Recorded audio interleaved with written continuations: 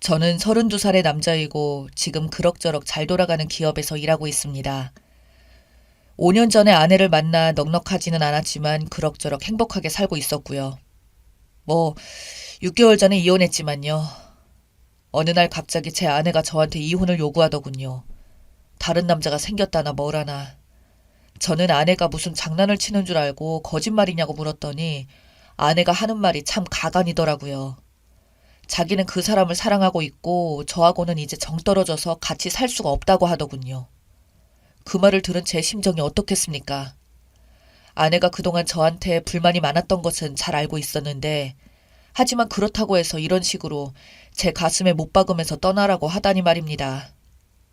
아내는 연애할 때도 항상 남자 문제로 문제를 일으키곤 했습니다. 저 몰래 클럽에 가거나 아니면 그냥 친구라면서 남자들과 술 마시고 수다를 떤다거나 그 여자가 제 첫사랑이어서 그때는 그냥 그런 것보다 사랑하는 마음이 더 커서 내가 사랑을 더 줘야겠구나, 내 잘못이구나 라고 생각했습니다. 참 나도 바보였죠. 결혼하고 나서도 10년 만에 만나는 친구들 보러 간다고 늦게 온다고 하더니 나이트에 가서 놀고 동네 이자카야에서 그 사람들과 수다 떨고 있는 것을 아는 동생이 알려줘서 난리가 난 적도 있었습니다. 뭐 아내는 친구가 남자친구들도 데려왔다면서 나이트에서 만난 사람들이 아니라고 발뺌했다지만 아는 동생은 나이트 이야기가 나오고 약간 연인 분위기가 났다고 해서 솔직히 저는 아내의 말을 믿지는 않았습니다.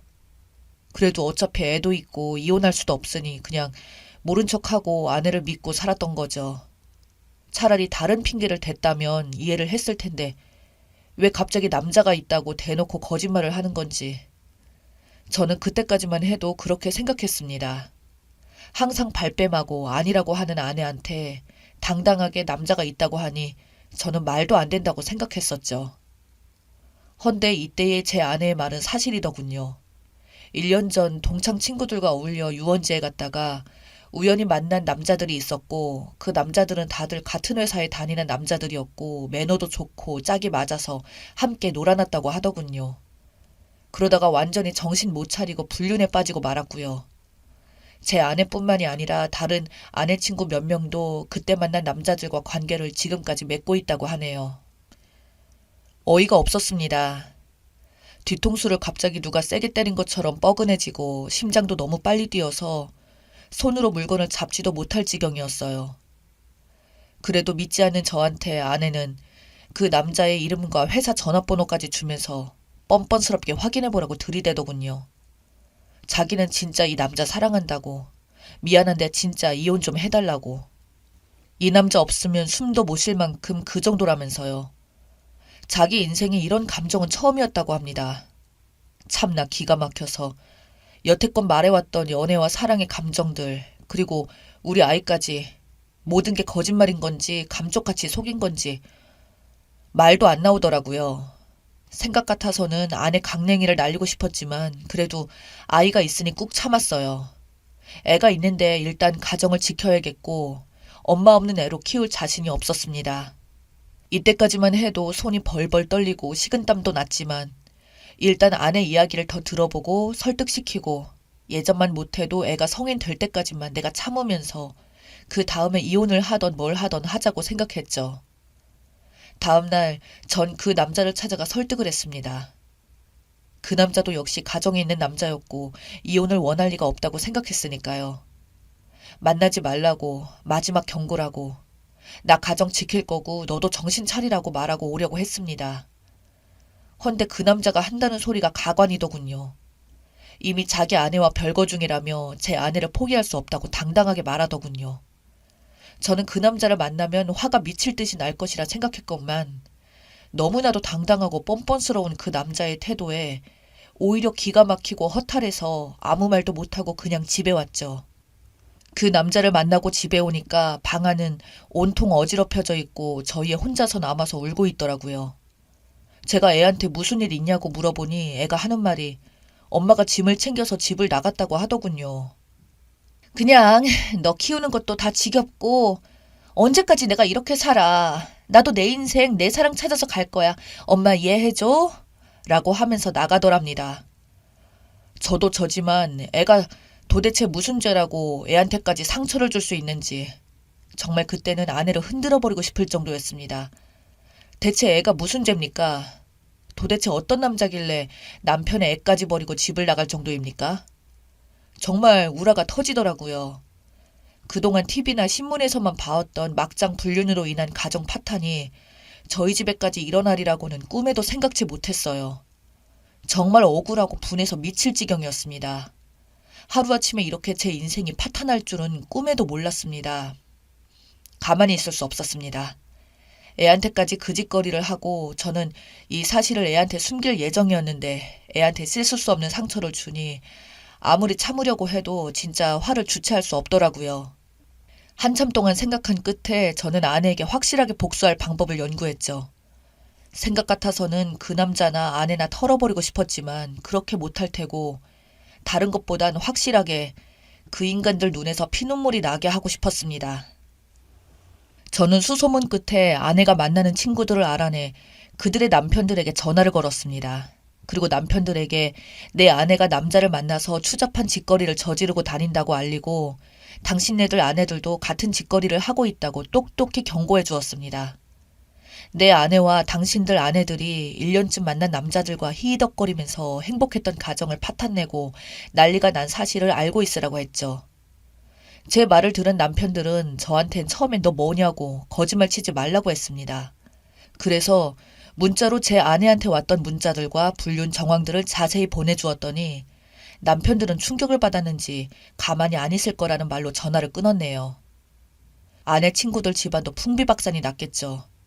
저는 거기서 그치지 않고 제 아내를 빼앗아간 남자의 회사 사장에게 전화를 걸었습니다. 소규모 회사라 그런지 인터넷에 회사명을 검색하고 대표 번호로 전화해서 사업차 전화드렸다고 하고 대표님과 연결해달라고 하니 바로 연결되더군요. 사장에게 당신의 회사 사원 4명이 지금 유부녀와 불륜을 저지르고 있다고 도대체 부하 직원들을 어떻게 관리하냐고 한마디 제대로 해줬습니다. 회사에서 조치가 제대로 취해지지 않으면 나는 명예훼손도 각오하고 어떤 일을 벌일지 모른다고 전단지를 뿌리던지 확성기를 가져와서 모든 사람이 알 수 있게 소리를 치던지 할 거라고 이게 내 마지막 경고이니 알아서 처리하라고 하고 끊었습니다. 흐지부지 넘어간다면 저는 정말 마지막으로 그 회사에 가서 깽판을 칠 생각도 있었어요. 어쨌든 그 사장은 처음엔 그 사실을 믿지 않은 것 같더니 제가 사원들의 이름과 하는 일 등 구체적인 이야기를 하니 충격을 먹고 그제서야 믿는 듯 했습니다. 일단 진정하고 책임지고 이 사안에 대해 해결을 할 것이니 걱정하지 말라고 하고 끊었네요. 그 다음날 오전에 일어나니 아내에게서 전화가 왔더라고요. 부재 중인 몇십 통에 문자로 욕이란 욕은 다 보냈더군요. 아내는 저한테 이렇게 치사하게 이럴 수가 있냐면서 온갖 쌍욕을 퍼부어댔습니다. 그 사람 때문에 내 인생이 지겹던 거 겨우 사는 건데 당신이 뭔데 망쳐? 내 인생에 도움도 안 되는 놈아. 하면서 욕이란 욕은 다 먹었네요. 그래서 저는 그냥 너를 괴롭힐 수 있을 때까지 끝까지 괴롭힐 거야. 내가 상처받은 만큼 너한테도 똑같이 돌려줄 거고 밥도 못 먹고 숨도 못 쉬고 내 인생 자체를 부정하게 만든 널 절대 그냥 용서할 수 없다. 라고 말했죠. 그리고 아내 회사에 찾아가서 로비에서 큰 소리로 동창회에서 바람핀 땡땡땡 나와 당장 안 나오면 너랑 그놈 둘 다 매장시켜버릴 거야 하고 소리쳤습니다. 일부러 아내 회사 사람들 다 알 수 있게요. 아내는 어디에 숨었는지 머리카락 하나 안 보이더라고요. 결국 안 나왔습니다. 하지만 제가 거기서 소리 지른 이유는 아내를 만나기 위함이 아니라 회사 사람들이 아내가 무슨 짓을 한지 알게 하기 위함이었죠. 제가 소리를 지르자 많은 사람들이 일제히 저를 쳐다보고 거기 있는 경비와 건물 관리하는 사람들이 뭐 하는 짓이냐면서 난리가 났죠. 결국 끌려가듯이 쫓겨나왔지만 일단 회사를 멀쩡하게 다니지 못하게 한 것은 성공했네요. 그리고 결국 아내 친구들은 죄다 이혼을 당하고 집에서 쫓겨났더군요. 사귀던 남자들도 일이 크게 번질까봐 서둘러서 아내와 아내의 친구들과 관계를 끊었고 그 중에 한 남자는 아내에게 발각되어 이혼을 당했다더군요. 그리고 그들이 다녔던 회사의 사장은 사생활이 엉망인 직원들은 필요 없다면서 그들을 죄다 내쫓았답니다. 그런 사람들이 회사에 다니면 회사가 멀쩡히 돌아갈 리가 있나요? 괜히 그런 사람들 데리고 있다가 회사 이미지만 망치니 사장 입장에서는 그들을 자르는 것이 당연한 결과였겠네요. 물론 제 아내를 빼앗아갔던 그 남자도 쫓겨났고요. 아마 동종업계에서는 절대 다시 발을 못 들일 겁니다. 한동안 그쪽 업계에서는 이 사건이 시끌벅적했다고 했으니까요. 뭐 남들에겐 엄청난 안주거리였겠죠. 그 소식을 들은 저는 솔직히 말해서 무척이나 통쾌했어요. 저와 제 아이의 가슴에 갈기갈기 찢어놓은 당연한 대가라고 생각했죠. 그 뒤로 얼마 안 가서 제 아내는 그 남자와 헤어졌고 다시 저한테 돌아오고 싶다면서 울면서 전화를 하더군요. 하지만 어떤 미친 남편이 외간 남자와 바람까지 피우고도 뻔뻔스럽게 이혼을 요구하고 그 남자하고 집까지 나간 여자를 받아들이고 싶겠습니까? 저는 당연히 아내한테 너 같은 인간은 가정을 지킬 자격도 없어 라면서 온갖 욕을 퍼부어준 뒤 매몰차게 전화를 끊었습니다. 그리고 한 달 뒤 이혼 소송에서 또 승소해서 아내가 저에게 위자료를 3천만 원을 주게 하고 양육권 역시 제가 가지게 되었습니다. 물론 재산 분할에서도 저에게 압도적으로 유리하게 판결이 나왔고요. 뭐 당연한 결과지만요. 지금은 아이하고 둘이서만 사는 중입니다. 최근 저희 아내의 소식을 들어보니 이혼 뒤에 친정에서도 아내의 불륜이 죄다 알려져서 쓰레기 취급을 받고 쫓겨나서 지방으로 내려가서 여관방을 전전하면서 이상한 짓거리를 하면서 살고 있다고 하네요. 제가 저질렀던 일이 매몰차다고 비난한다면 저도 할 말은 없습니다. 저 스스로도 그렇게 생각하니까요. 하지만 저는 바람을 피우면서 배우자와 자녀들에게 상처를 주는 사람들은 그만큼의 대가를 받아야 한다고 봅니다. 세상 이치를 보면 바람을 피우는 인간들보다 그들의 배우자와 자식들이 더 큰 고통을 받더라고요. 왜 그래야 하는 겁니까? 잘못을 저지른 작자들이 가장 고통스러워하는 것이 마땅한 일이니까 저는 그렇게 했을 뿐입니다. 저는 내일 회사 일 때문에 자야겠네요. 읽어주셔서 감사합니다.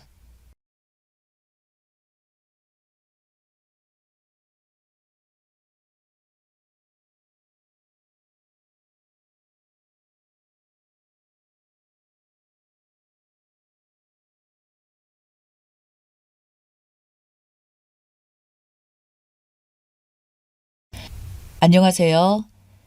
유유상종이라는 말이 있습니다. 저는 요즘 들어서 그런 말 아주 절실하게 느끼는데요. 없이 살면 다 이렇지 않다고 생각했는데 이 미친 처갓댁에 제대로 시달리고 나니 인간 불신증이 없는 사람들에 대한 선입견이 생깁니다. 정말 저는 선입견 없이 살아오고 싶었고 오히려 그런 게 당연하다 생각했는데 제 말이 재수없게 들리겠지만 한 번만 제 이야기를 들어봐 주세요. 저는 평범하지는 않지만 평범하게 살아왔습니다. 저희 부모님께서는 어릴 때부터 서울에서 크게 도매상을 하셔서 서울 번화가에 빌딩도 한 채 소유하고 있으십니다. 그 외에 다른 지역 쪽에는 작지만 몇 개의 산과 들을 가지고 계시고요. 젊은 날에 고생을 하시고 운이 좋게 부동산 투자로 인해서 돈을 버셨다는 아버지는 저희에게 공부는 강요하시지 않았지만 돈에 대한 부분들은 철저하셨습니다. 모든 집안의 화는 돈에서 나온다며 돈 귀한 줄 모르고 흥청망청 쓰거나 인간 같지 않은 행동을 한다면 언제든 바로 호적에 파서 재산 10원도 안 주시겠다는 말씀을 제가 중학생 때부터 종종 하시던 아버지셨죠. 저는 어릴 때는 그게 무슨 말인지도 모르고 고개를 그저 끄덕였습니다. 제가 나이 20살이 되어서부터는 대학 등록금과 원룸 오피스텔 전셋방 구해주시고 오피스텔 관리비나 용돈은 저보고 알아서 벌라고 하시던 그런 아버지로 인해 저는 자연스럽게 어느 정도 돈의 귀중함을 알며 자라게 되었습니다. 그렇게 시간이 흘러 대학을 졸업하고 기업에 취직을 하여 다녔고 아버지는 그동안 저에게 참 잘 커줬다며 제 명의로 상가 건물 한 채와 아파트 한 채를 선물해 주셨습니다. 그러면서 집도 있고 든든한 돈도 벌고 있으니 이제 결혼만 하면 아버지는 더 이상 걱정이 없으시다며 저에게 결혼하기를 많이 강조하셨죠. 그러나 저에게는 인연이 딱히 생기지 않았는데요. 두 번의 연애를 각각 2년, 3년 정도 하였으나 어느 정도 사이가 진전되고 나서는 항상 문제가 되던 건 돈이더군요. 제가 한 달에 들어오는 돈이 회사 월급 말고도 엄청난 돈이 들어오는 것을 여자친구가 알게 되자 여자친구는 점점 저에게 돈 부분으로 서운함을 내비치고는 했습니다.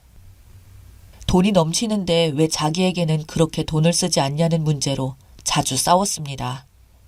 근데 솔직히 말하면 저는 회사 월급 내에서는 거의 모든 돈을 연애에 썼을 정도로 많이 썼어요.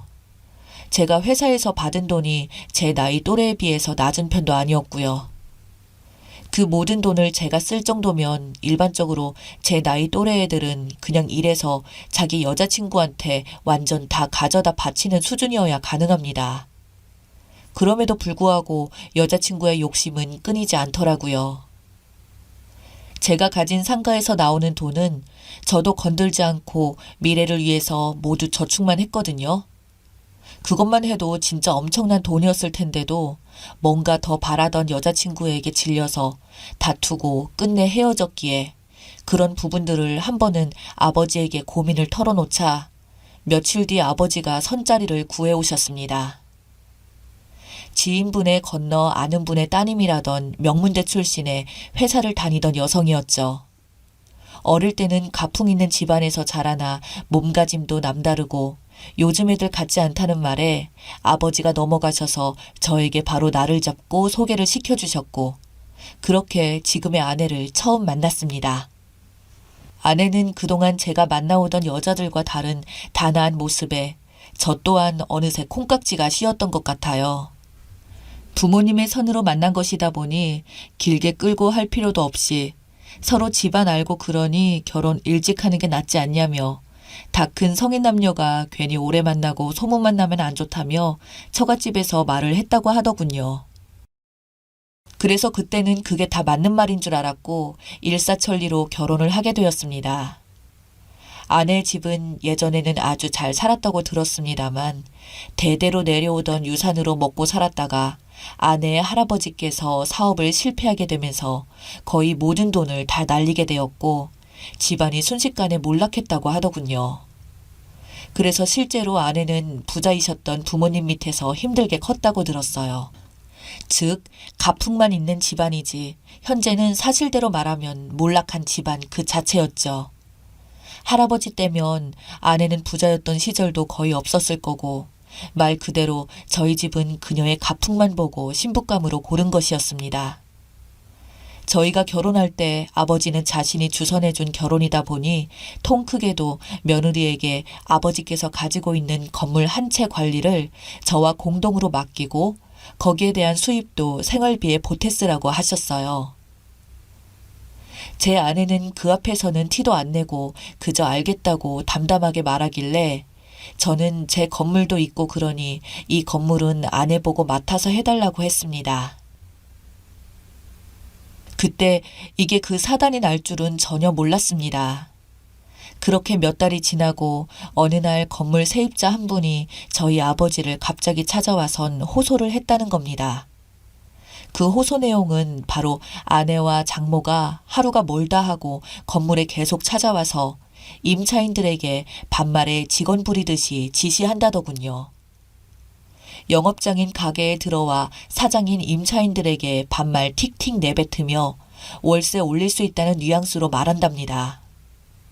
가게에 손님이 많으면 이렇게 잘 되니 이제 월세를 올려도 되겠네 라든지 잘 안 되면 이런 식으로 장사하니까 건물 가치만 떨어진다고 하든지 도를 넘은 갑질에 참다 못해 불만을 토한 임차인들에게는 아예 영업 방해를 대놓고 했다고 합니다. 심지어 폐업 준비하는 곳도 있다는데요. 건물 주차장에는 손님들이 오면 주차도 못하게 하고 손님들에게 온갖 폐악질을 부려 임차인의 가게 직원이 너무 화가 나 장모에게 따졌더니 이 직원을 자르지 않으면 더 이상 건물 지원을 안 해주겠다고 협박까지 했다며 도저히 참을 수가 없어 저희 아버지에게 찾아왔답니다. 저희는 장모와 아내가 그런 짓을 했다는 게 도저히 믿기지가 않았습니다. 이어서 말하시길 이틀 뒤까지 기한이라며 그때까지 직원을 안 자르면 계약 연장은 절대 없을 거라고 엄포를 놓고 갔다는 말에 아버지랑 저는 이틀 뒤 정말 그런가 싶어서 몰래 찾아가서 지켜보고 있었습니다.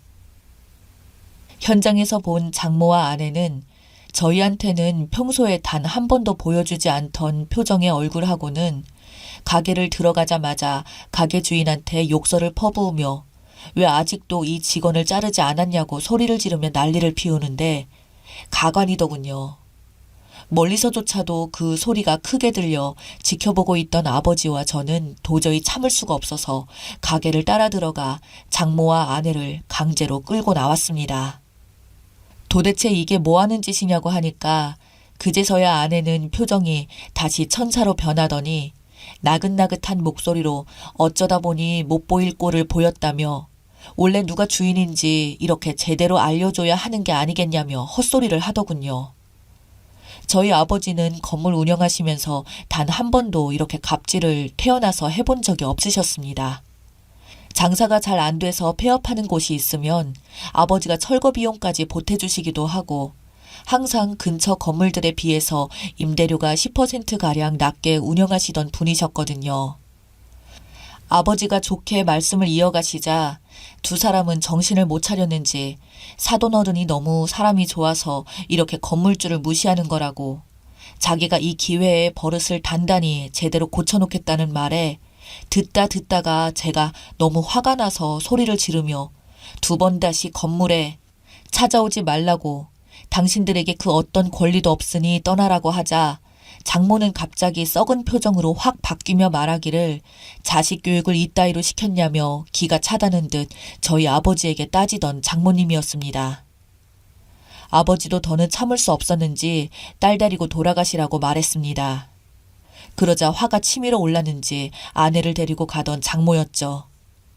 그날 건물 사람들 이야기를 들어보니 그 두 사람의 갑질에 못 이겨 가게 운영 중단한 곳만 두 곳인데 평균 시세가 보증금 2천만 원에 임대료 300만 원이었던 곳을 나가겠다고 하자 장모가 전화 와서는 누구 마음대로 가게를 내놓고 누구 마음대로 같은 가격에 내놓느냐며 보증금 5천만 원에 임대료 4배까지 올리라며 소리를 질렀다고 하더군요.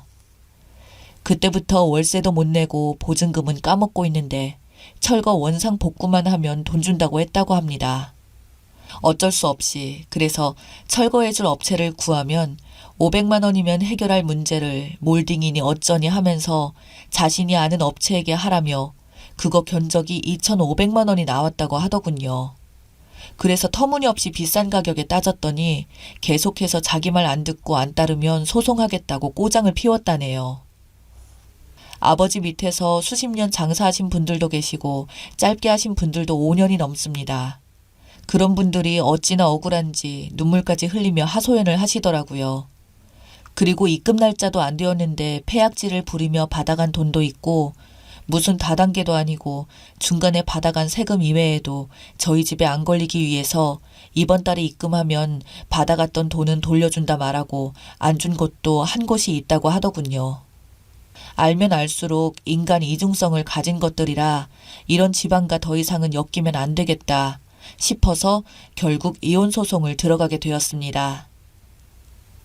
사치만으로 이혼 사유가 안 될 거라고 했었는데 다행히 인간성 최악인 인간들은 밑바닥을 드러내 여지를 주더군요. 카드와 대출을 얼마나 끌었었는지 저희 집 재산이 얼만데 거들먹거리며 온갖 돈을 다 끌어다 쓰며 놀았더군요. 그러면서 아내는 있는 돈 조금 쓴다고 문제냐며 자신의 빚 정도는 시댁의 힘이면 갚아줄 수 있는 거 아니냐는 말에 제가 어이가 없어서 이게 네 돈이냐고 내 돈도 아니고 부모님 돈이라고 그리고 설령 내 돈이라고 해도 네가 기여한 게 뭐가 있다고 이런 소리를 당당하게 말하냐고 너 같은 거 만나면 이 많은 돈도 1년이면 파산내겠다고 말했습니다. 그럼에도 불구하고 이 처가댁 인간들은 자신들이 뭘 잘못했는지도 이혼할 때까지조차도 모르더군요. 그렇게 1년도 못 가 제 결혼 생활은 파토가 났습니다. 이혼을 안 하겠다는 걸 소송해서 그냥 쫓아냈습니다. 가뜩이나 망해서 못 살던 집안이 이젠 빚까지 자신들의 사치로 듬뿍 지게 되었으니 앞으로 뭐하고 살아갈지 기대가 되네요. 여기까지가 제 이야기였습니다. 들어주셔서 감사합니다.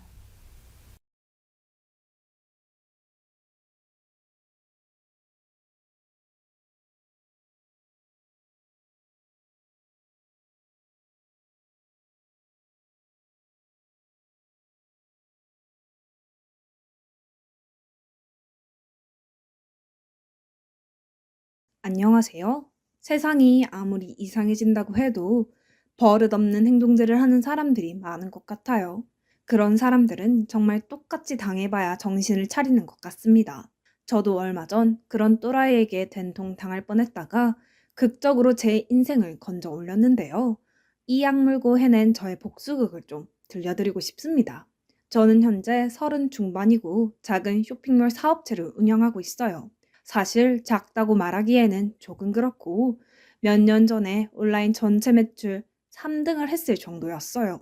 그때 제가 건강이 많이 안 좋아져서 사업을 정리하고 작은 알짜배기만 남겨두고 지금 운영하고 있습니다. 사실 이것저것 비용이 많이 나가서 그리 큰 돈을 벌지는 못했어요. 제 성격에 돈이 있으면 가만히 두는 성격이 아니었거든요. 전부 투자하거나 또 자기 개발하는 데 돈을 썼어요. 그래서 주변에서 버는 것보다 소박한 삶을 살고 있었죠. 그런데 그렇게 일만 하며 살다 보니 내가 왜 이렇게 아등바등 살지 하는 생각이 들었습니다. 친구는 제 이야기를 들은 뒤 너 연애 좀 해봐. 그렇게 맨날 일만 하고 살면 삶에 무슨 재미가 있냐? 라고 하면서 소개팅을 시켜주더라고요. 친구가 마당발이라 이 남자 저 남자 알고 있었고 그만큼 저에게 다양한 사람들을 소개시켜줬어요. 의사, 변호사 이런 사람들도 만났고 또 그냥 사업하는 분들부터 시작해서 거의 열댓 명은 넘게 만난 것 같아요. 하지만 진심이 느껴지지 않았고 관계를 오래 이어가고 싶다는 마음이 들지 않더라고요. 결혼을 포기하려고 하던 무렵 제게 다가온 한 남자는 제 마음을 완전히 가져갔습니다. 대기업에서 일하고 있는 사람이었어요. 우연한 기회로 만나게 된 그 남자는 정말 모든 부분에서 자상함을 보여줬고 어떻게 이렇게 사람이 따뜻할 수 있을까 하는 생각을 하게 만들어줬어요. 솔직히 말하면 저는 이성적인 사람이에요. 보통 여자가 공감 능력이 높고 남자는 이성적인데 반대로 저는 사업을 하면서 냉정한 판단을 내려야 하는 순간이 많았기 때문에 굉장히 냉철한 부분을 많이 가지고 있어요. 대신 그 남자는 저의 부족한 부분, 감수성, 따뜻함, 자상함 이런 것들을 가지고 있었고 저희는 정말 퍼즐처럼 서로의 부족한 부분을 감싸주고 그렇게 결혼까지 꼴이나게 되었습니다. 저희 집안 남편 집안 모두 평범한 그냥 어느 대한민국 서민과 다름없었어요. 그래서 예단 이런 것도 패스하고 간소하게 식을 올리고 결혼을 했습니다. 결혼이 이렇게 좋은 줄 몰랐어요.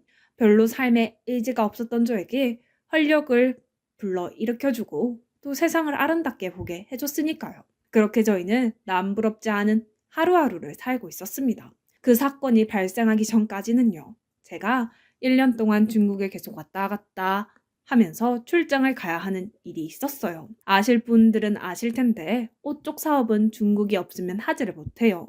중국 공장에서 만드는 옷 단가가 한국과는 비교도 안 될 정도로 저렴하고 또 그만큼 옷 종류와 선택권도 많았으니까요. 그리고 제가 중간 유통업을 하고 있는데 중국 공장 쪽에 문제가 생겨서 대표인 제가 가야 했던 상황이었죠. 그렇게 남편과 오랜 시간 만나지 못함을 아쉬워하며 저는 중국으로 출장을 갔습니다. 그런데 그때 일이 발생한 거예요.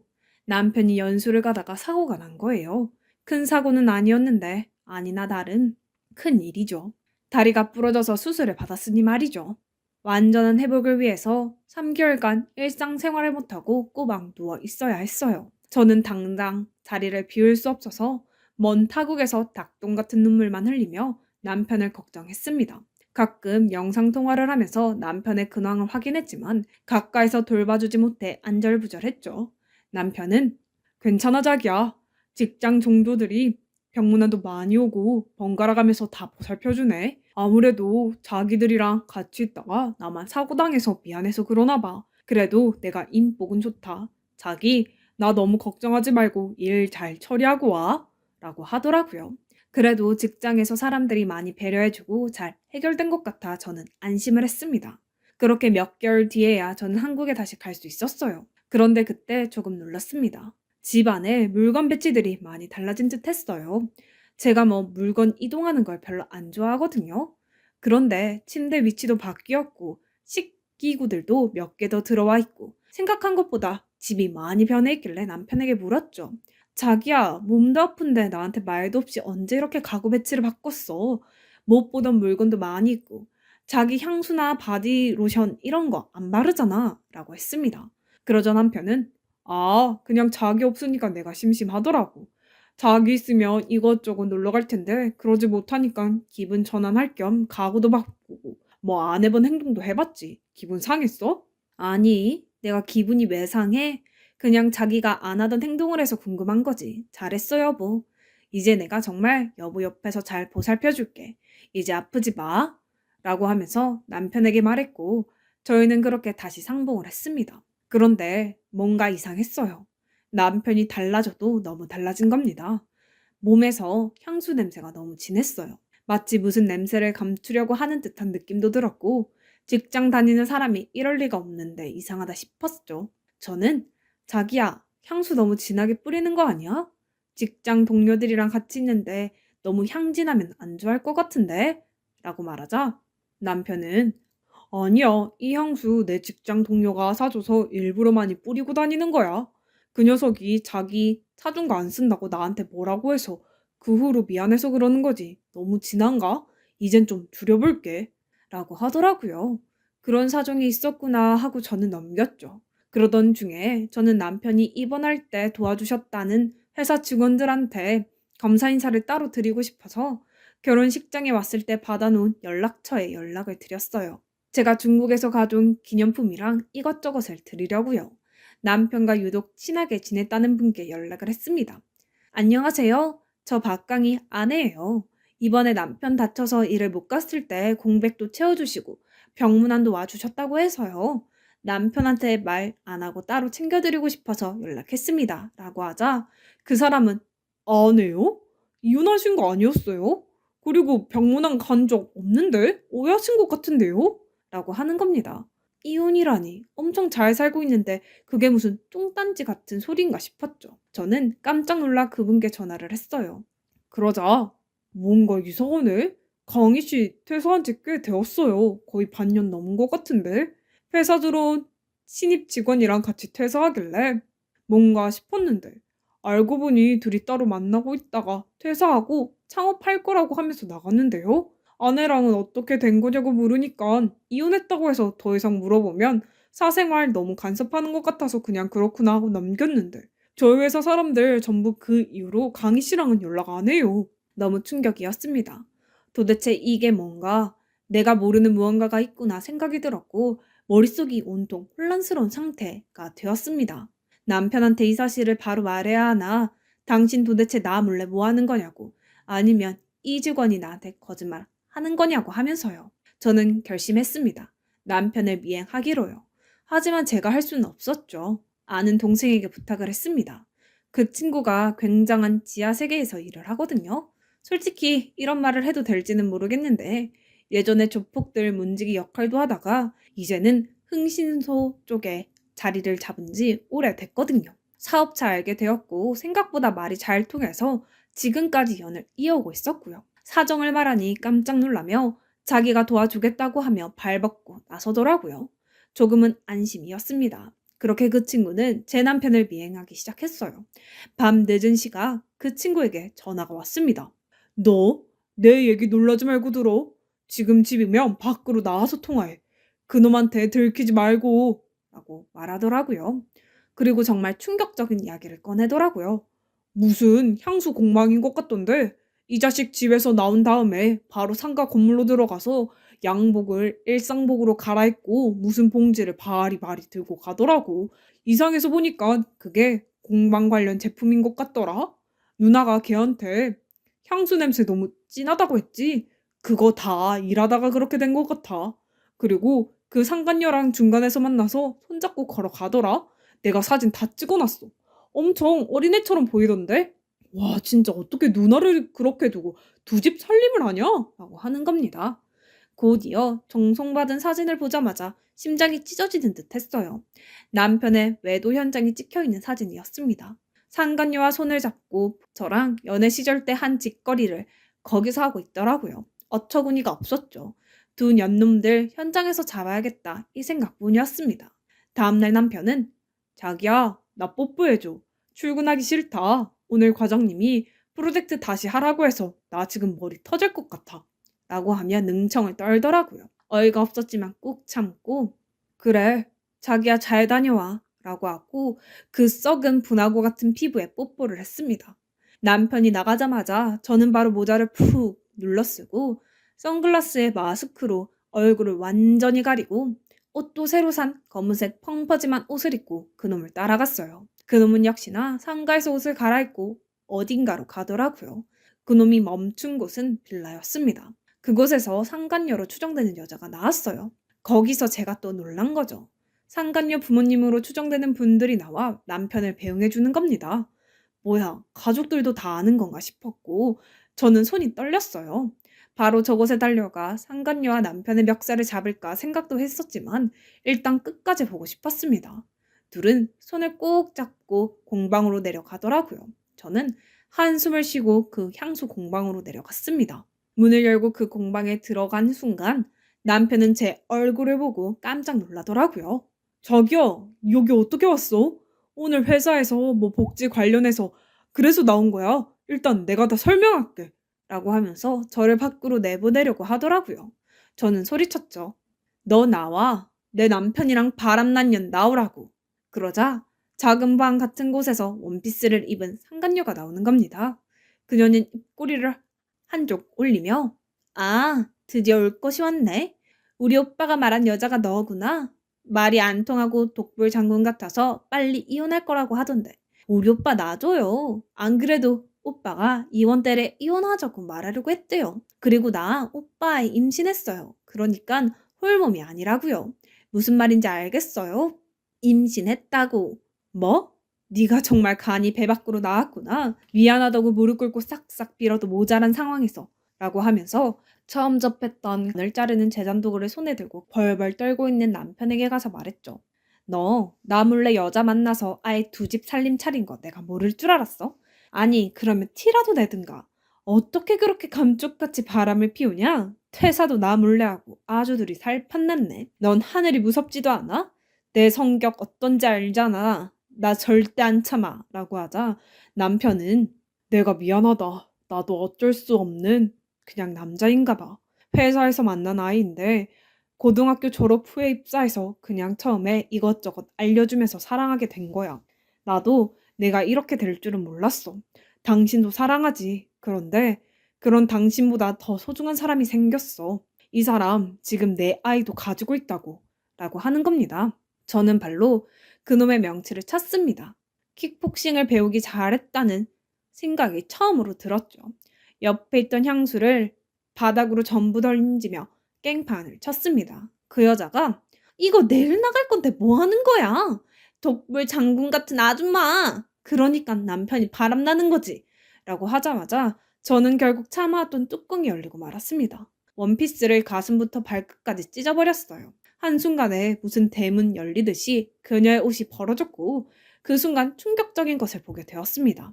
그녀는 배에 복대를 차고 있었죠. 저는 이게 뭐냐고 소리를 질렀고 그녀도 마찬가지로 비명을 지르며 옷을 꽁꽁 싸매더라고요. 너 설마 가짜 임신으로 우리 남편 잡은 거야? 라고 하면서 저는 그녀의 팔을 잡은 뒤 그 복대를 들었어요. 임신 위장용. 그러니까 드라마에서나 쓸 법한 그런 것을 메고 이제껏 임신한 척을 했던 겁니다. 쓰러져 있던 남편은 그것을 보고 뭐야? 아이 가졌다는 거 거짓말이야? 도대체 어떻게 된 거야? 나한테 테스트기 2줄 보내준 건 그건 뭐냐고. 다음 달에 산부인과도 같이 가기로 했잖아. 라고 하면서 소리쳤고 그녀는 아 몰라. 오빠가 자꾸 현 부인한테 나 만나는 거 안 말하려고 하니까 내가 빨리 재촉하려고 그런 거지. 나라고 이런 짓을 하고 싶었겠어? 오빠가 빨리 이혼을 하던가 별거를 하던가 정리를 했으면 이런 일 없었을 거 아니야. 진짜 짜증나게 이게 무슨 꼴이야. 30분 있다가 공방에 손님 오는데 라고 말하는 순간 향수를 만들러 오기로 한 그 손님들이 문을 열고 들어왔고 상간녀의 그 떡 벌어진 옷을 본 순간 놀라며 나가더라고요. 저는 나가는 그 손님들의 뒤통수에 외쳤습니다. 이거 지금 현 부인이 상간녀랑 남편한테 한 현장이니까 당황하지 말라고. 이 공방 운영하는 연놈들이 불륜을 저질렀으니 널리 퍼뜨려달라고 하면서요. 현장은 아수라장이 되었죠. 남편은 상간녀에게 배신을 느낀 건지 서로 머리채를 잡고 아주 치열하게 싸우더라고요. 저는 그 모습을 영상으로 찍었네요. 제가 손댈 필요도 없이 그들은 개싸움을 시작했습니다. 그렇게 사랑하던 그 사람들이 한순간에 신뢰가 무너져 싸우는 모습을 보니까 정말 한심하기 그지없었습니다. 그리고 저는 남편에게 말했죠. 너 딱 기다려. 내가 여기서 끝낼 것 같지? 아니야. 이제부터 시작이야.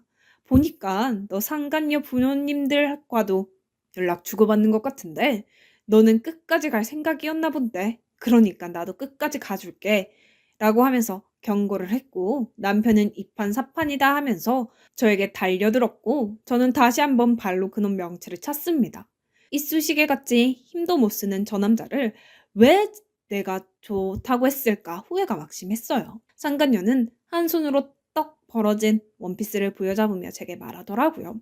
꼭 이렇게까지 해야 했어요? 저는 사랑했고 사랑이라는 감정에 충실했고 그래서 이렇게까지 한 건데 꼭 저를 밑바닥까지 끌어내려야 했냐고요. 어쩔 거야. 오빠랑 내 사이 멀어지게 하니까 좋냐고.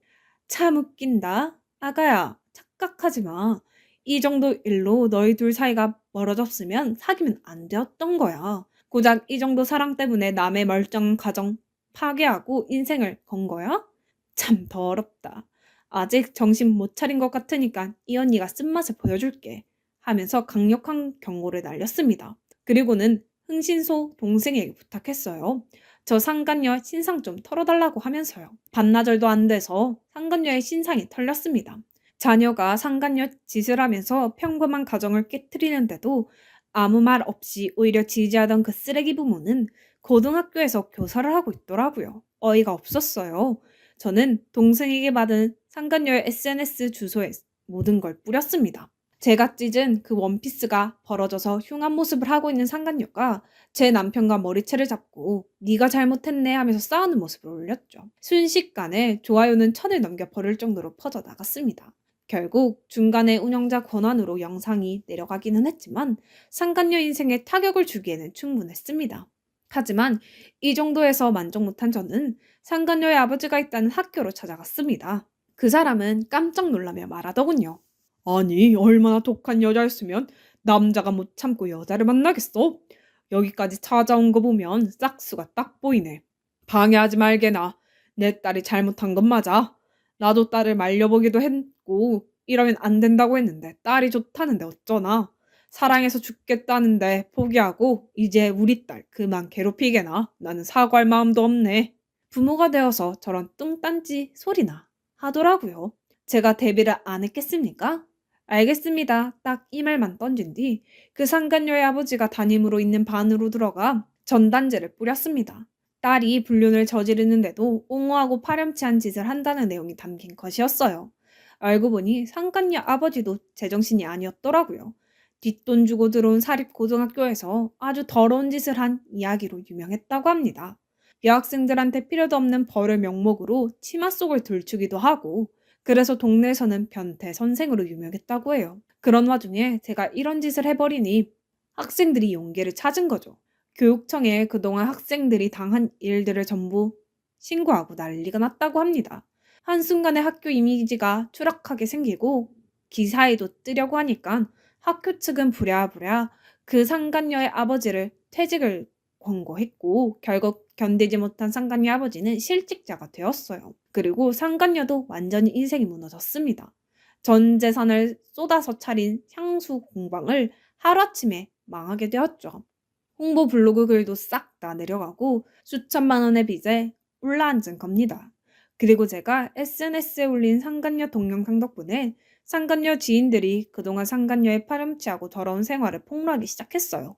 알고 보니 상간녀는 유부녀 킬러더라고요. 뭐 때문인지 몰라도 유부남만 골라 만나고 가정 파탄 내는 것에 희열을 느끼고 그걸 자랑하듯이 카톡을 지인들에게 보낸 것도 있었습니다. 하지만 그런 그녀의 수법에 제가 당할 리가 없죠. 고소를 했습니다. 전신적 피해 보상까지 야무지게 소송했습니다. 하지만 근본적으로 가장 잘못한 것은 남편이었기에 저는 남편 또한 가만두지 않았어요. 시댁에 가서 완전히 개판을 해놓았습니다. 시어머니는 그래도 자기 아들이라고 팔은 안으로 굽더라고요. 네가 뭐 잘못이 있으니까 내 아들이 밖으로 나간 거 아니야? 그러니 그냥 좋게 좋게 헤어져라 라고 하던데요. 남편 바람이 아내 탓이라는 말을 하는데 날벼락을 맞은 느낌이었어요. 저는 시어머니께 말했죠.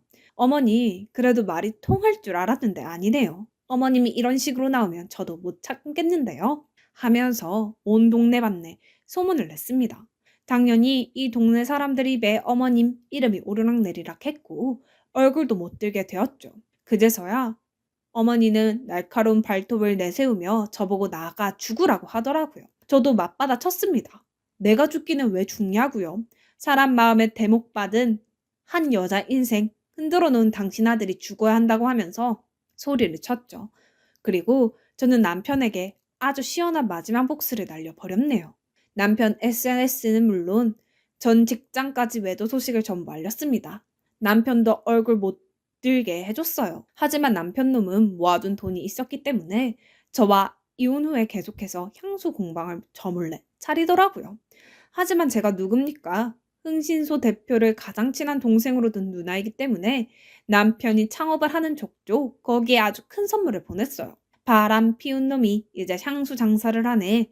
이 동네에 소문 쫙 나서 망해라 라는 편말을 달아서요. 결국 6개월을 못 가서 망하고 가게를 내놓아도 소문이 나서 권리금 6천만 원도 못 받고 그렇게 나락으로 떨어졌네요. 한동안 잠잠하다 싶었는데 또 대출해서 공방을 차렸더라고요. 깨끗한 척 하면서 커플들만 받는다고 결혼 반지 만들어주는 그런 공방이요. 제대로 밟아야 할 것 같았습니다. 그래서 이제는 꽃배달이 아니라 아예 책자를 만들어 놨어요.